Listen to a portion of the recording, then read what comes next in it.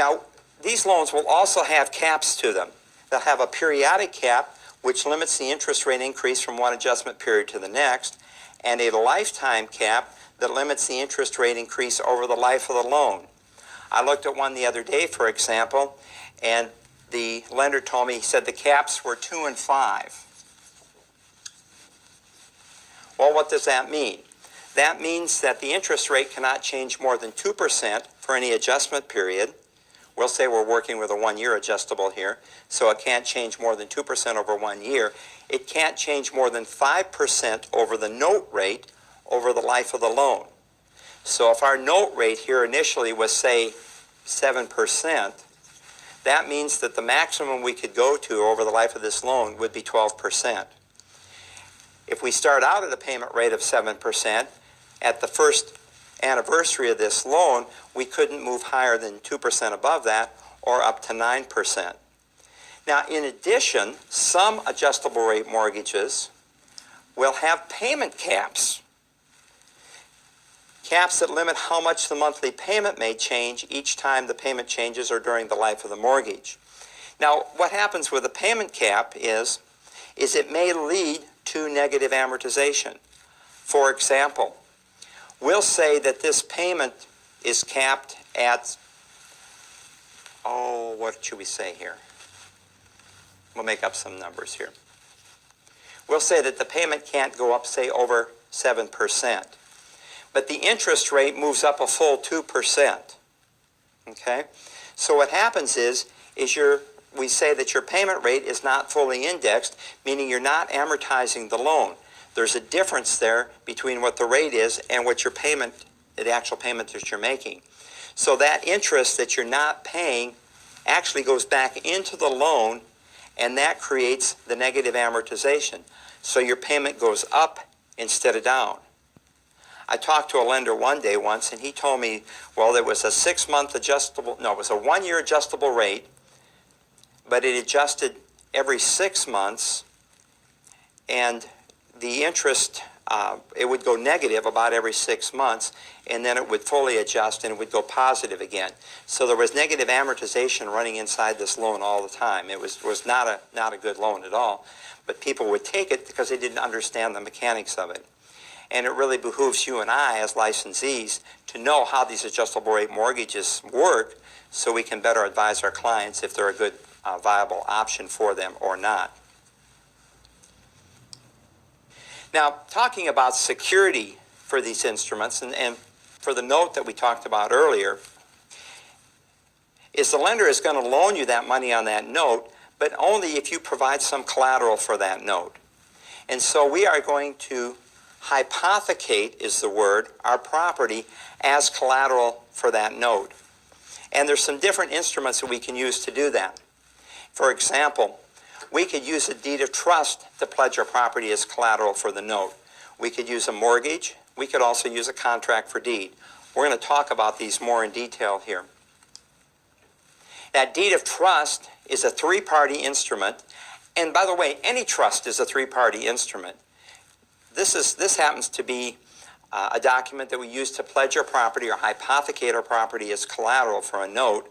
But you could have a land trust, which is a 3-party instrument. You can have a testamentary trust that you would use in estate planning, a living trust that you would use while you were alive.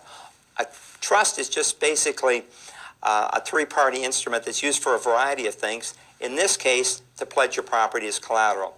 Trusts always have the same 3 parties to them: the trustor, the trustee, and the beneficiary. In the case of a deed of trust, or you might see that on the test as a trust deed. Don't let that confuse you. The trustor is the borrower, the trustee is a 3rd party, we'll talk more about him in a minute, and the beneficiary is the lender. Now, with a mortgage, it's a 2-party instrument. The deed of trust was a 3-party instrument. The mortgage is a 2-party instrument, again, that pledges or hypothecates your property as collateral for that note. The mortgagor, as we talked about in an earlier session, is the borrower, and the mortgagee is the lender. Now, how do these security instruments come about? We've got some different theories, and let me tell you where that came from. It's kind of interesting. I told you earlier that a lot of our real estate law comes from England. Well, back literally centuries ago, when a farmer would borrow money on his land, the lender would come out to the farm and a witness would come out. And what the farmer would do is he would reach down and he would grab a clump of dirt and he would hand it to the lender. And that was signifying that the farmer was borrowing money on this property. Now what the lender would do, though, is he would actually take possession of the farm.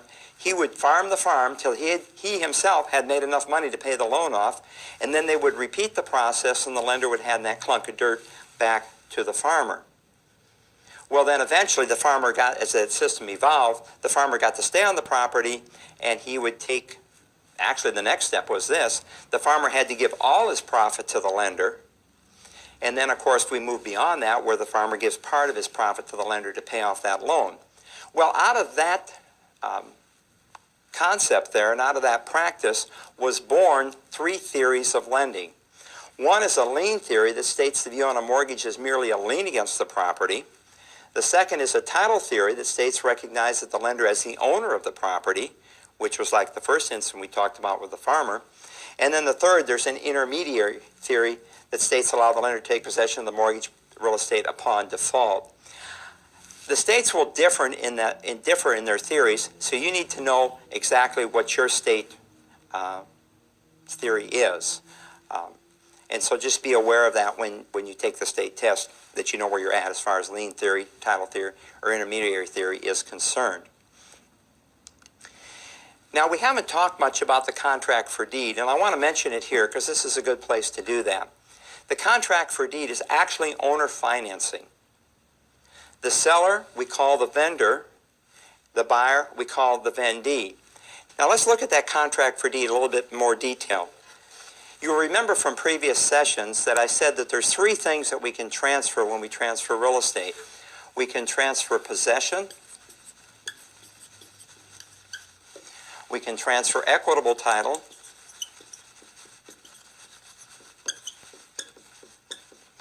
and if you remember, we said that was the right to sell the property, and you can transfer legal title. Now, in the case of a contract for deed, we have owner financing. And what has transpired is that title has been transferred, the possession has been transferred to the vendee, equitable title has been transferred to the vendee, the buyer, but the seller, the vendor, has retained legal title of the property. The seller still has the deed to the property, and we've contracted to have that deed delivered at some date later than closing. And that's where we get the seller financing aspect of it. That contract for deed might also be called a land contract or a conditional sales contract. Any of those terms will apply, but it's the same concept. Now let's look at that mortgage and deed of trust again in a little bit more detail, and I think I can help you with understanding exactly what goes on there. Now, if you remember, we start with the note, the IOU, the promise to pay. And we said that there was two ways to pledge our property or hypothecate our property as collateral for those notes. The first way we want to look at is the mortgage. And we said that the mortgage is a two-party instrument. It consists of the mortgagor, who is the borrower, and the mortgagee, who is going to be the lender. Now, in the event that the borrower doesn't pay the lender is obviously going to foreclose. But the only way that the lender can sell the property, on the appointed day of the month, is he has to have a deed to do that. And with a mortgage and a note and mortgage, there is no deed inherent in the transaction, as we'll see in the deed of trust. And so the lender has to file a lawsuit. Therefore, we call that a judicial foreclosure. And the lender files that lawsuit in order to get a deed created so he can sell the property to a new buyer. Typically, that's going to be a sheriff's deed. And so the lender will file the lawsuit will be successful, the lender will take the deed that the court creates and use that deed to sell the property on the appointed day of the month. And that day is, of course, going to change by whichever state that you're in. Now, we contrast that mortgage, with the deed of trust. And remember, we said a trust is a three-party instrument, and the deed of trust is a three-party instrument also. This time, the borrower is going to be called the trustor.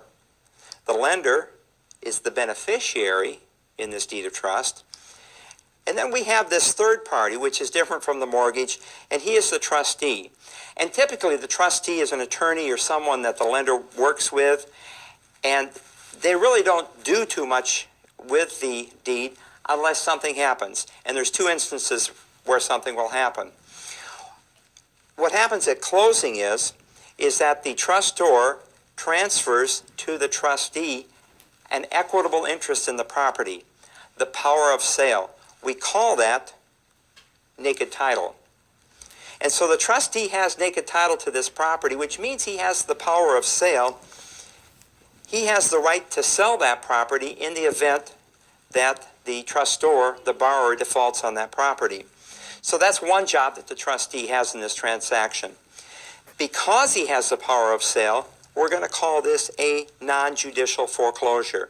There's no lawsuit involved because the trustee already has the right to sell that property that's been transferred to him at closing when the trustor, the borrower, signed those documents. Now, most of the time, that's not what happens. Most of the time, the beneficiary, the lender, gets paid off. And then the trustee has another job in the deed of trust, and that is to create a release deed.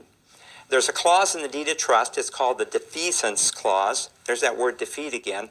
The defeasance clause that says that in the event that the lender is paid off, the trustee has to create a release deed to release the borrower and to turn actually that equitable interest in the property back to the trustor, so he owns the property at that point free and clear.